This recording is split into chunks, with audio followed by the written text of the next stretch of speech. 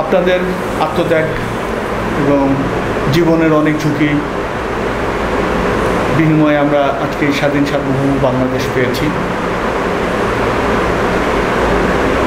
যে ত্যাগের বিনিময়ে মুক্তিযোদ্ধারা তৈরি হয়েছিল, আমি মুক্তিযোদ্ধার সন্তান হিসেবে জানতে চাই মুক্তিযুদ্ধের চেতনা বলতে আমরা কি বুঝব, এবং এই মুক্তিযুদ্ধের চেতনা বাস্তবায়নের জন্য আমরা মুক্তিযোদ্ধার সন্তানদেরও কিছু ভূমিকা থাকা উচিত। সে কি ধরনের ভূমিকা আপনি আশা করেন? দেশ স্বাধীন হয়েছে 54 বৎসর, কিন্তু আমরা যে লক্ষ্যে দেশ স্বাধীনতা যুদ্ধে ঝাঁপিয়ে পড়ে হানাদার বাহিনীর হাত থেকে দেশকে মুক্ত করেছি, মানুষের অন্ন, বস্ত্র, শিক্ষা, বাসস্থানের সুব্যবস্থা থাকবে, মানুষ খেয়ে পরে বাঁচবে, কিন্তু স্বাধীনতার পর থেকে অদ্যাবধি মুক্তিযুদ্ধের যে আদর্শ, মুক্তিযুদ্ধের যে চেতনা এবং মুক্তিযুদ্ধের যে কারণে ঘটেছিল, আমরা আজও আমাদের পর্যাপ্তভাবে বা আমরা এরকম একটা ভালো অবস্থায় এখনো আসতে পারি নাই।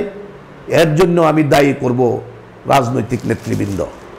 যখন এই সরকার আসে অনেক কথা বলে, কিন্তু কোনো সরকারই আজ পর্যন্ত মুক্তিযুদ্ধের যে আদর্শ এবং চেতনা এবং মুক্তিযুদ্ধের মাধ্যমে মানুষের যে মৌলিক চাহিদা এবং অধিকার আজও প্রতিষ্ঠিত কেউ করে নাই। শুধু রাজনৈতিক নেতৃবৃন্দরা ক্ষমতায় এসে একরকম, ক্ষমতার আগে ভিন্ন রকম, এবং ক্ষমতায় এসে তাদের পকেট বাড়ি করে এবং দুর্নীতিতে দেশ ছেয়ে যায়। আবার ক্ষমতার থেকে চলে গেলে তাদেরকে এগুলির জন্য জেল হাজতেও যেতে দেখেছি।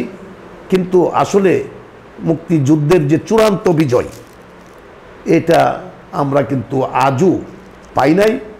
শুধু আমরা একটা সীমারেখা বা ভূখণ্ডই মুক্তিযুদ্ধের ফল হইতে পারে না। মুক্তিযুদ্ধের আমরা স্বাধীন সার্বভৌম হলেও আমরা কিন্তু বেঁচে থাকার মতন, এবং আমাদের যে রাষ্ট্র, এই রাষ্ট্রের যে জনগণ যারা মুক্তিযুদ্ধের আদর্শকে আমরা লালন করি, এবং আমরা কিন্তু আজও আমাদের চূড়ান্ত বিজয় অর্জন না হওয়ার কারণে আমরা যারা মুক্তিযোদ্ধারা আছি, আমরা কিন্তু আমাদের বয়সের ভারে চলে আসছি। আমরা মৃত্যুর পথযাত্রী, এবং আমাদের অনেকেই প্রায় অর্ধেকের বেশি ইতিমধ্যে মরে গেছে।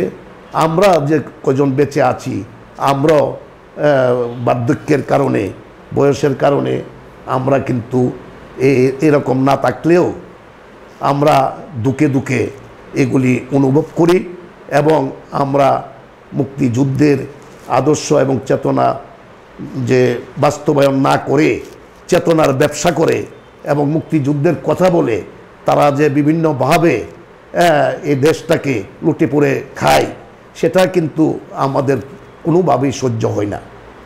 আমরা মুক্তিযুদ্ধের সময় মূলত আমরা মুক্তিযোদ্ধারা কোনো গভর্নমেন্ট হয় নাই।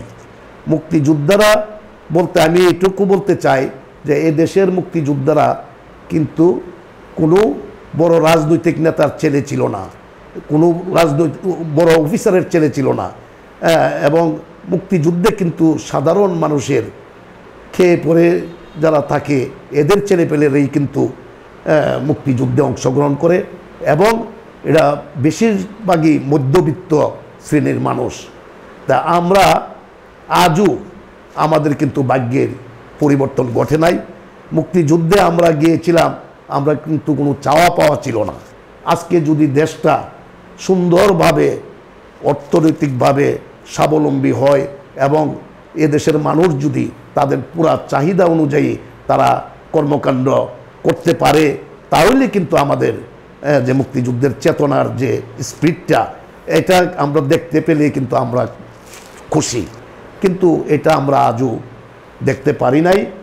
এবং এটা রাজনৈতিক নেতৃবৃন্দরা নানান কথা বলে মানুষকে বিভিন্নভাবে ফাঁদে ফেলে তারা কিন্তু এই রাষ্ট্রটাকে গ্রাস করছে। যাই হোক, তবে আমি এটুকু বলবো যে আমাদের বয়স শেষ হলেও আমাদের সন্তানরা আছে যারা মুক্তিযুদ্ধের প্রজন্ম, তাদেরকে আমরা বলবো যে বাবারা, তোমরা মুক্তিযুদ্ধের আদর্শ লালন করো, এবং এটা বিভিন্ন শিক্ষাক্ষেত্রে আমি মনে করি এবং পাঠ্যপুস্তকে এবং ইতিহাসে এই মুক্তিযুদ্ধের আদর্শ উদ্দেশ্য এগুলি যদি ভালোভাবে লেখাপড়ার মধ্যে মুক্তিযুদ্ধের প্রজন্মের সন্তানরা এগুলি লেখাপড়া করে লালন করে এবং তারা যদি পরবর্তী সময় এই মুক্তিযুদ্ধের স্পিরিটটাকে সুন্দরভাবে পরিচালনা করে তারা দেশের জন্য নিবেদিত প্রাণ হয়, তাহলে আমার মনে হয় যে এটার একটা পরিবর্তন ইনশাল্লাহ আসবে। এবং মুক্তিযুদ্ধের প্রজন্মের কাছে অনুরোধ রাখবো যে তোমরা ভালোভাবে, এই যে আজকে আমরা যারা মুক্তিযোদ্ধা, আমরা কিন্তু কোনো কিছু পাওয়ার জন্য মুক্তিযুদ্ধ করি নাই। আমরা আজকে বাতা, এটা রাষ্ট্রের দায়িত্ব, রাষ্ট্রে মনে করেছে আমাদেরকে পুনর্বাসিত করার দরকার, আমরা বৃদ্ধ বয়স, কিন্তু এগুলির উপর কিন্তু আমাদের কোনো মোহ ছিল না। আমরা চেয়েছিলাম যে দেশের সমস্ত মানুষ ভালোভাবে সুখীভাবে থাকবে, কিন্তু সেটা আজও হয় নাই। কাজে এখানে রাজাকারের প্রেতাত্মারা এবং রাজাকার গোষ্ঠীর সন্তানরা, এরা কিন্তু রাজাকারের রক্ত রাজাকারই হয়। কাজে এরা কিন্তু বিভিন্নভাবে সাবোটাইজ করার জন্য এরা বিভিন্নভাবে রাজনৈতিক দর্শনে এবং রাজনৈতিক নামের উপর এরা কিন্তু বিভিন্নভাবে তৎপর।